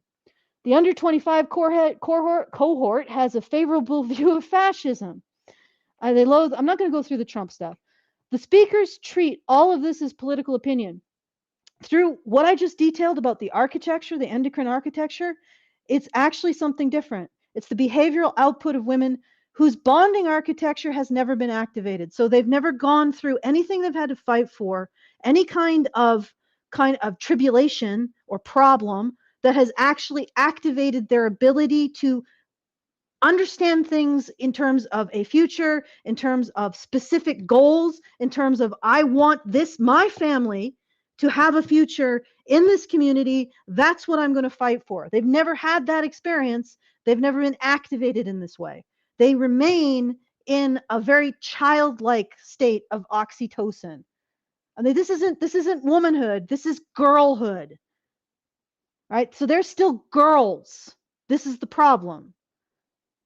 We're running on pure oxytocin generalists, that's girl mode, with no activation, right? No adult activation of specificity. So they have no bonded targets, so they have no men, no reproductive drive. That's the other thing. Women saturated in girldom, wait, I shouldn't even call them women. Girls saturating in girldom don't have any reproductive drive. Right? They don't have a man to have a reproductive drive with because they don't have specificity. They can't fall in love. These girls that they were talking about with their extreme political position, they have self-selected out themselves out of the ability to fall in love. We are now constructing women who cannot love because they cannot develop the specificity of this person, this man, this is mine. And they no felt connect. Why, if they don't have a family and they don't have a man, why would they have a connection to the future of their communities? All right. The fascism finding it, well, I'm keep going. I still have more. Yeah. I got you for another 14 minutes. The fascism finding in the under 25. I have a couple super chats too, so just keep that in mind. Good. It's probably not ideological fascism. It's the word strong attached to state, and these women are seeking a powerful protective structure because they have no personal protective structure. No bonded partner, husband, no family unit, no coalitional embedding. So they don't have a clan, they don't have a family, they don't have a community that they recognize. Like, that's the other thing. Their community is a source of racism and sexism and patriarchy. So it's a danger. But somehow the state is fine. I don't know how that works. The state becomes the substitute for a custodial architecture they don't have. They want a strong state. The way a woman with like an adult hormonal profile who's gone through this priming wants a strong man as a source of protection and order. But because the bonding architecture hasn't activated, the desire for protection attaches to the only entity available, which is the collective, which is the social web. Okay, so these women are totally done with men. The interviewer, who was feminist in 28 and is 28, was part of the same ideological ecosystem. She doesn't recognize the nihilism. Her generation was angry but energized. Books to read, new concepts, excitement. This current generation is bleak.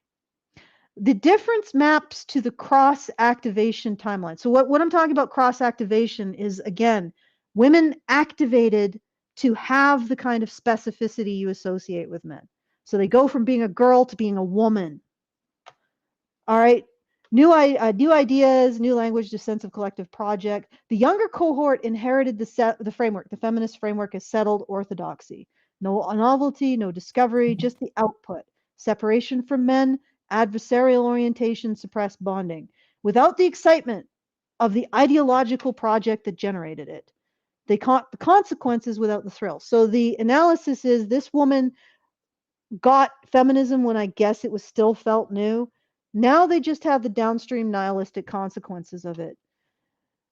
Done with men in a 21-year-old woman isn't a considered evaluation based on experience. So these women don't have experience with men. So why are they done with them? It's a woman, or it's a girl, who has never experienced that kind of priming. So she has to fight for anything because her environment never produced the cross activation conditions, describing the absence of something she doesn't know she's missing. So these women don't even know what they're missing. Like the previous generation, like my generation, her generation, 28-year-old, might have had actual experience with men, right? Something, a little bit. And before that, generation, I don't know what, I guess our generation, Brian, was like the last time there was any kind of warmth between men and women. But anyway, she isn't done with men. She never started. So these young women, how could they be done with men? They've never encountered one. The bonding architecture that would produce specific desire for a specific man has never been activated. They never had to fight for anything. Done with men is what the absence of that activation feels like from the inside when the only framework available to explain it is political. They've never been activated to want a man because they've never had to fight for it. So you see what I'm saying? Oxytocin doesn't generate a desire for a specific person. It just generates a desire for the social web. You need to be activated as a woman. You need to become a woman to have a desire for a man. This is why hunter-gatherer tribes, people don't realize this. Hunter-gatherer tribes had initiations for girls.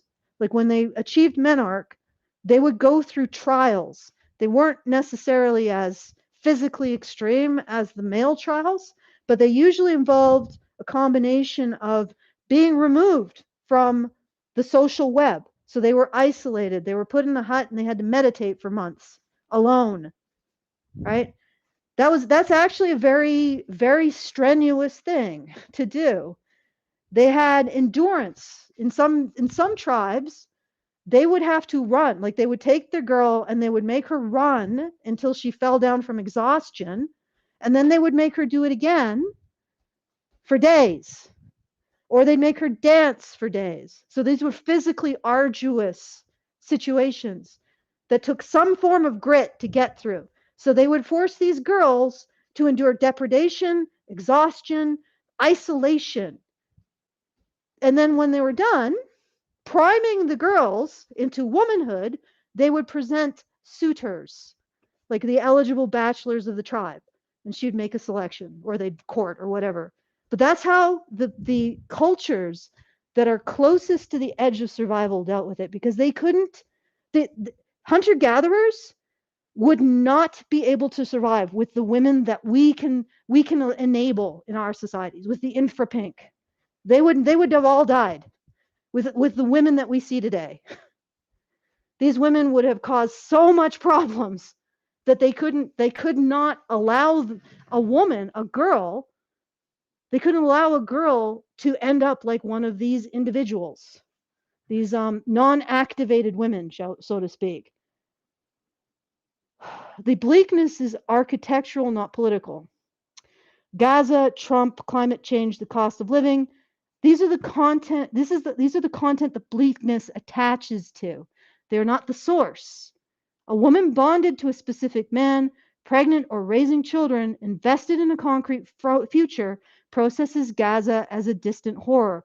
A woman with no bond, no investment, no specific future processes Gaza as evidence the world is ending, but she'll also not do anything about it. She's just signaling to her relational web. The difference is in empathy. It's whether you have something local and concrete that anchors your emotional processing, or whether your oxytocin generalist system is distributing its concern across every global tragedy simultaneously with no local bond to regulate the input. And also, you're not doing anything about any of this. You're just feeling a lot of things and signaling a lot of things. The unbonded woman is neurochemically unregulated. She has no bond partner whose presence suppresses her cortisol. She has no specific investment that prioritizes her emotional attention.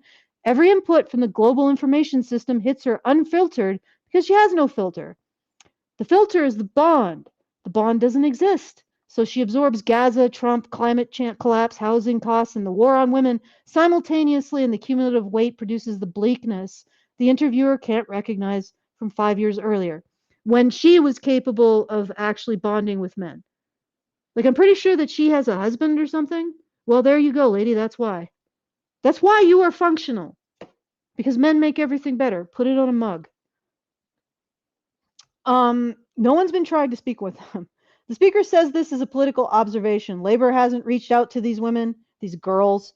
Through the framework, nobody can speak to them because nobody has the vocabulary for what's actually wrong. Their problem isn't political representation.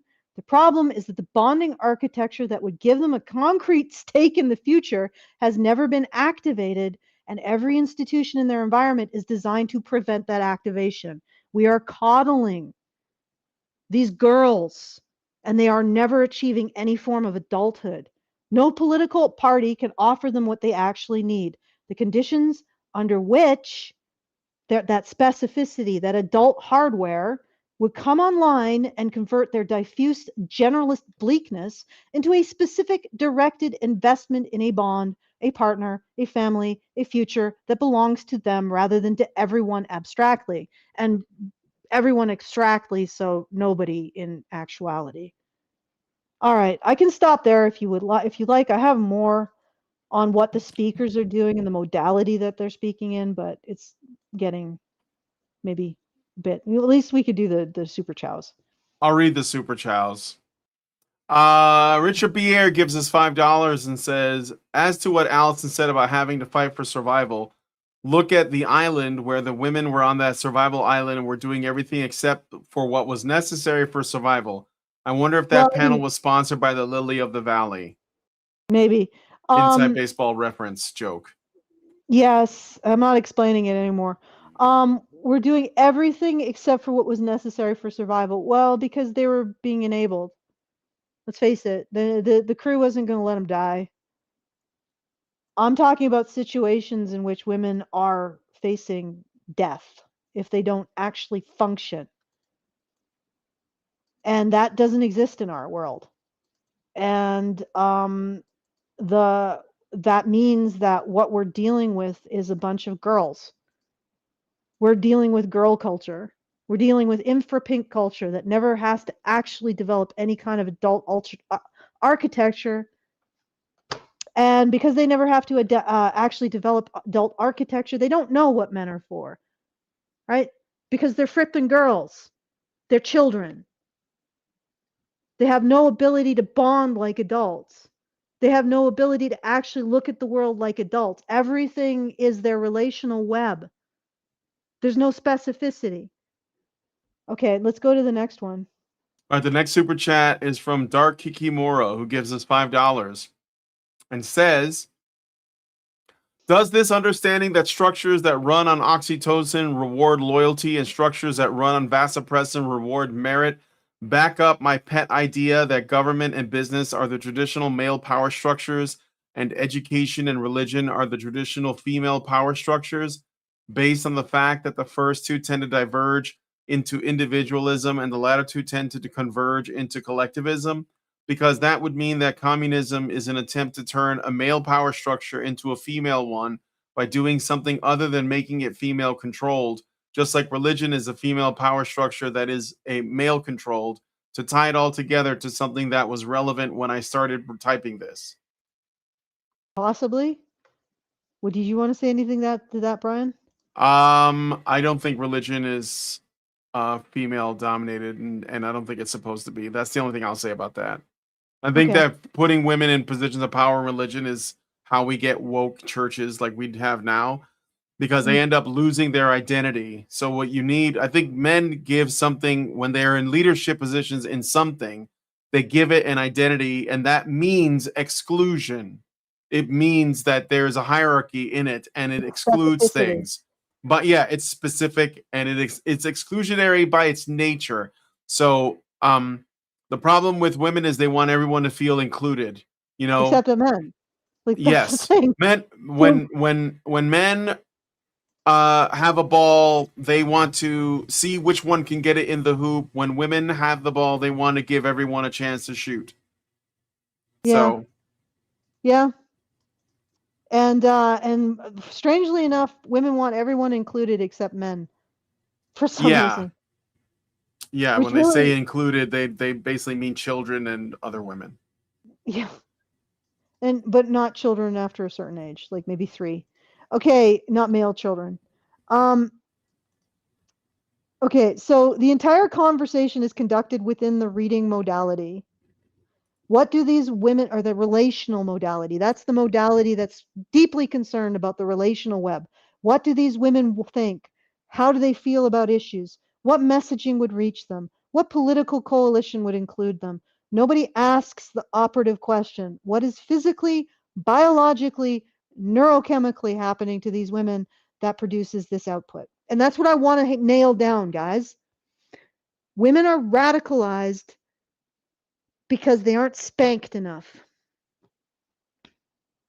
What was that quiet woman? No, the one where Sean Connery's, I don't know if I have that one handy. It's where he talks about slapping women. Like, yes, yeah.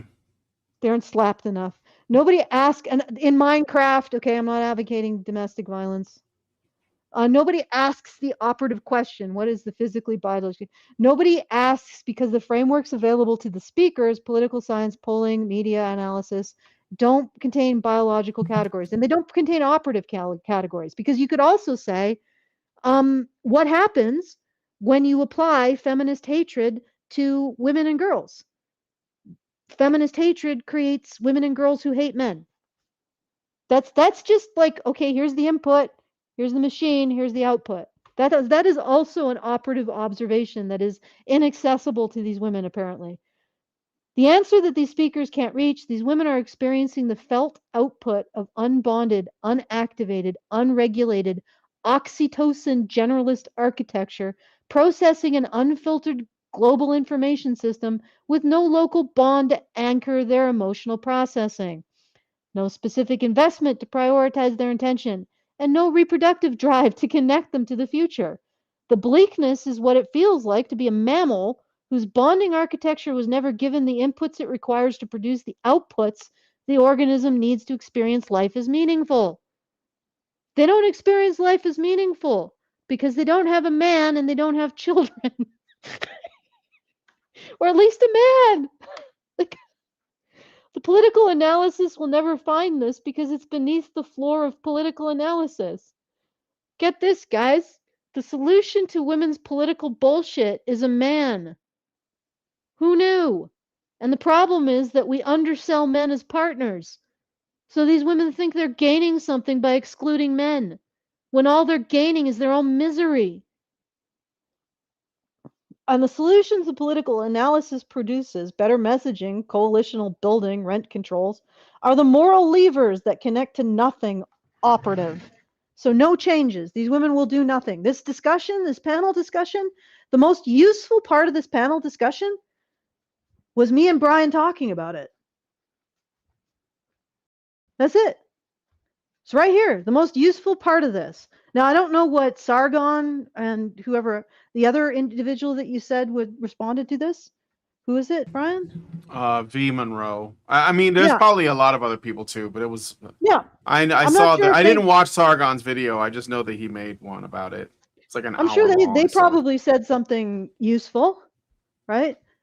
But I think my analysis and Brian's explaining my squirrel tracks, and also bringing his own analysis, this is the most useful thing that happened from the existence of this podcast. Right? So I hope that was enlightening. Like, we're not going to solve this problem. Women are going to be girls are going to be radicalized by infra-pink society culture for as long as they don't get the necessary inputs for them to grow the fuck up. And we're all going to have to live with this bullshit. And get this, hunter-gatherers would not have let this happen. They would not have allowed these girls not to grow into women. They would have applied the necessary pressure to make these women, these girls, grow the fuck up. And that's the problem with our society. We have a whole bunch of quote unquote women who are actually girls, who are actually children with boobs, and but not adult brains. All right, that's my conclusion. Thank you all for coming to my TED Talk. Okay. All right. Well, so I don't have any more super chats or anything, so. All right, so I'll do the things. If you would like to send us a message at any time the show's over, we will respond to it. We will respond to Kayamura, right? Dark Kiki Mora. We will when we talk about Byrony again. But if you want, you can go to that show and make sure we respond to it. But we will respond to it. If you send a message, feedthebadger.com/just a tip, and anytime the show is over, after the show is over, we will respond to it in the next show that's relatively similar topic. And if you want to support the show, feedthebadger.com/support. And if you want to join us in our community and read more of my thoughts on architecture, like endocrine architecture and what's really going on, you can do so at badgernation.online. And I shall now hand it to Brian because it is the time. All right, then. If you guys like this video, please hit like, subscribe if you're not already subscribed, hit the bell for notifications, leave us a comment, let us know what you guys think about what we talked about on the show today. and share this video because sharing is caring. Thank you guys so much for coming on this episode of Maintaining Frame, and we will talk to you guys in the next one. Men's rights activists are machines, dude. Okay? They are literal machines. They are talking point machines. They are impossible to fucking deal with, especially if you have like a couple dudes who have good memory on top of that too. Holy shit, you're fucked.